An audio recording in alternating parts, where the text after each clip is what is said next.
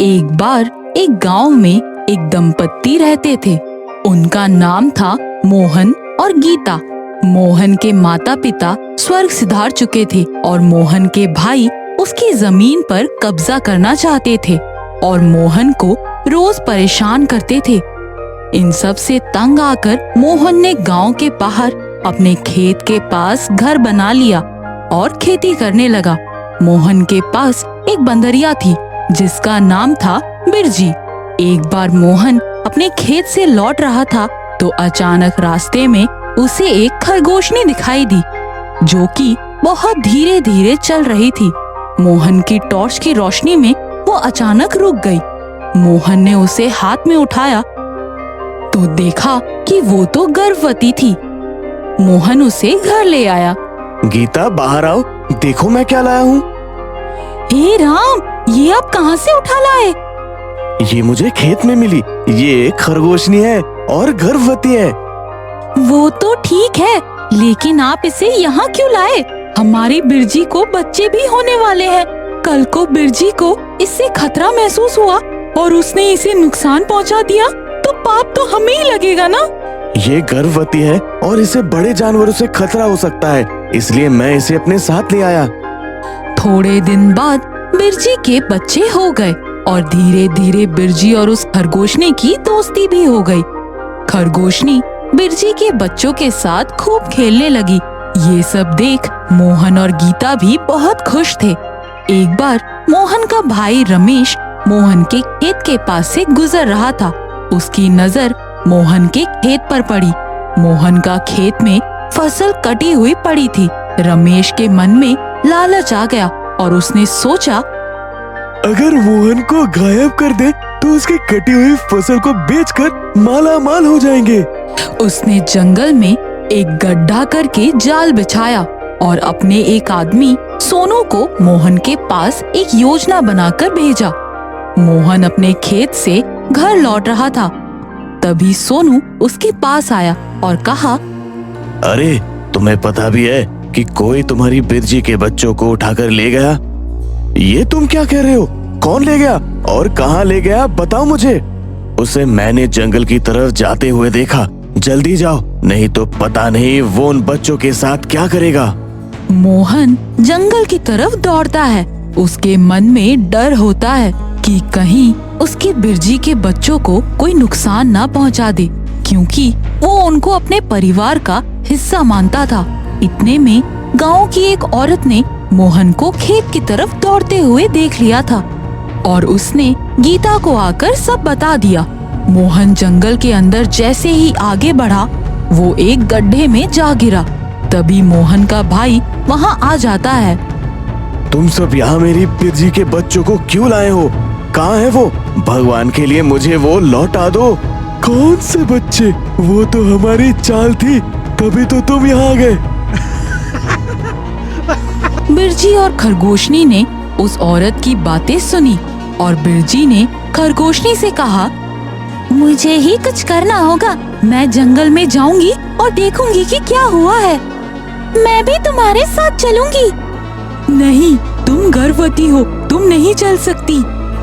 लेकिन मैं तुम्हारी पीठ पर तो बैठ सकती हूँ ना। बिरजी खरगोशनी को अपनी पीठ पर बिठाकर जंगल की तरफ मोहन की खुशबू को सूंघते सूंघते चल पड़ी। थोड़ी दूर जाकर एक बड़ी सी गुफा के पीछे से उन्हें कुछ आवाज आई। उन्होंने जाकर देखा तो मोहन को एक जाल में बांध रखा था। बिरजी ने खरगोशनी से कहा, तुम यहीं रुको, मैं जाकर इन्हें सबक सिखाऊंगी और मालिक को आजाद करवाऊंगी। मैं भी तुम्हारे साथ हूँ, तुम इनको सबक सिखाओ, मैं इस जाल से मालिक को आजाद करवाती हूँ। बिरजी मोहन के भाइयों पर टूट पड़ती है और उन्हें जगह जगह से काट काट कर घायल कर देती है। और खरगोशनी मोहन के पास जाती है और अपने तीखे और लंबे दांतों से उस जाल को काटने लगती है। थोड़ी ही देर में खरगोशनी उस जाल को काट देती है और मोहन को आजाद करवा देती है। दूसरी ओर बिरजी लगातार मोहन के भाइयों पर हमला कर रही होती है और अपने नाखूनों से और दांतों से वार कर उन्हें घायल कर देती है और वहाँ से भाग जाते हैं। उस दिन के बाद मोहन के भाइयों ने कभी भी मोहन के परिवार और मोहन की जमीन पर अपनी बुरी नजर नहीं डाली। मोहन को बिरजी और खरगोशनी पर बहुत गर्व हुआ। अब सब खुशी खुशी उसी घर में एक साथ रहते हैं।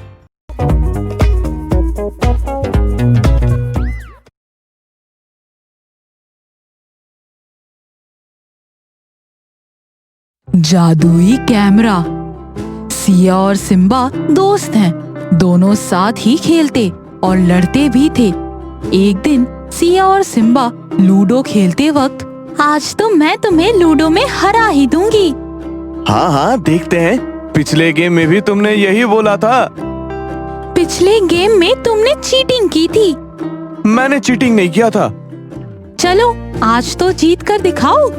दोनों गेम खेलने लगते हैं। सिया आज फिर से हारने लगती है तो वो पूरा लूडो बोर्ड पलट देती है। लो, अब फिर से हार रही थी तो बोर्ड ही पलट दिया।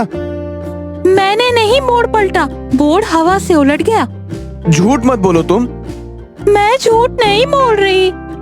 चलो फिर एक बार और खेलते हैं, और इस बार तुमने बोर्ड पलटा ना, मैं तुम्हारी गुड़िया तोड़ दूंगा। तुम्हारी इतनी हिम्मत, मैं तुम्हारा दांत तोड़ दूंगी। तभी बाहर से आवाज आती है, खिलौने वाला आया, खिलौने वाला। नई नई प्यारी प्यारी गुड़िया भी लाया, गाड़ी लाया, चश्मा संग कैमरा भी लाया। आओ बच्चों, अपनी पसंद के खिलौने लेकर जाओ। चलो खिलौने देखते हैं। चलो चलो। सिया और सिम्बा खिलौने देखने चले जाते हैं। तरह तरह की रंग बिरंगे खिलौने होते हैं उसके पास। मैं ये कैमरा लूंगा। और मैं ये गुड़िया लूंगी। दोनों अपने खिलौने लेकर बहुत खुश थे और घर जाने लगे। तभी सिम्बा अपने कैमरे से एक कुत्ते का फोटो खींचता है और वो कुत्ता वैसे ही मूर्ति बन जाता है। ये कैसा कैमरा है? मैंने ऐसे इस कुत्ते का फोटो लिया और ये मूर्ति बन गया। ये कैसे हो सकता है? देखो, मैं इस बकरी की फोटो लेता हूँ। सिम्बा उस बकरी का फोटो लेता है और वो बकरी भी मूर्ति बन जाती है। ये तो जादुई कैमरा है। इससे जिसकी फोटो ले रहे हैं वो मूर्ति बन जा रहा है। हमें इस कैमरा को तोड़कर फेंक देना चाहिए। कोई इसका गलत इस्तेमाल कर सकता है। वाह, इससे तो अपने मास्टर जी को मूर्ति बना दूंगा। फिर वो मुझे इतनी होमवर्क नहीं दे पाएंगे। तुम ऐसा नहीं करोगे। क्या तुम्हें लगता है मैं तुम्हारी बात मानूंगा? सिम्बा दौड़ के भागने लगता है। सिया उसको रोकने की कोशिश करती है। सिम्बा उसका भी फोटो ले लेता है और सिया भी मूर्ति बन जाती है। आओ, मुझे रोकोगी? मैं भी देखता हूँ तुम कैसे रोकोगी मुझे।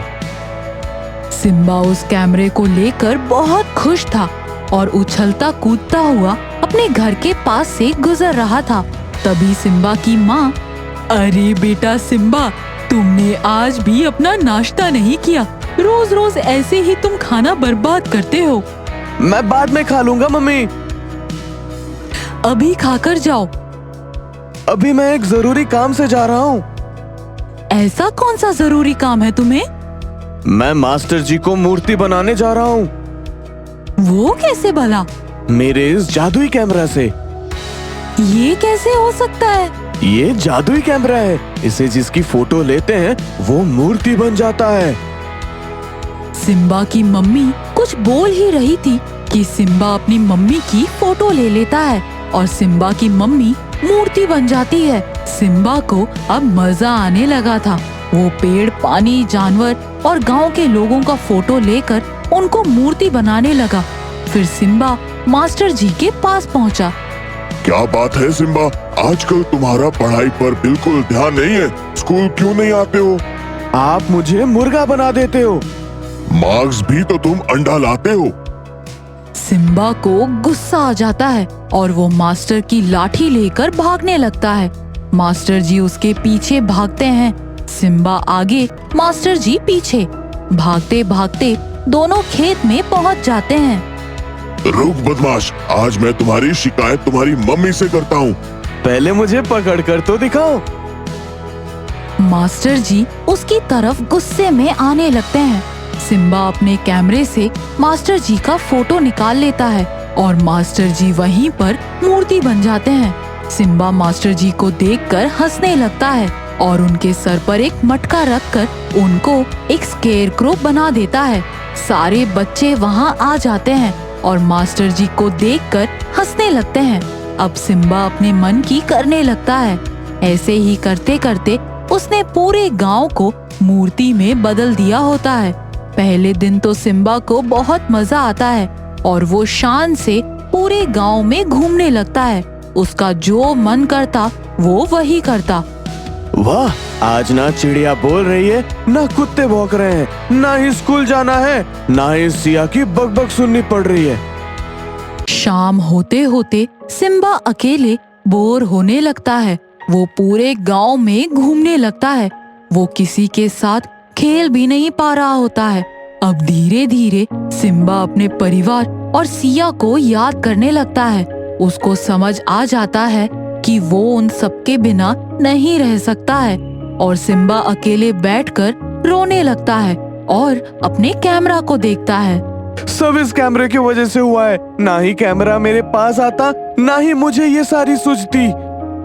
सिम्बा जोर से कैमरा को पटक देता है। कैमरा के टूटते ही सारे लोग जो मूर्ति बने थे वो वापस से इंसान बन जाते हैं। सिम्बा सबको फिर से पहले जैसा देखकर बहुत खुश हो जाता है। मैं आप सबसे माफी मांगता हूँ। मैं आप सबके बिना नहीं रह सकता। चलो अब ऊंट आया पहाड़ के नीचे।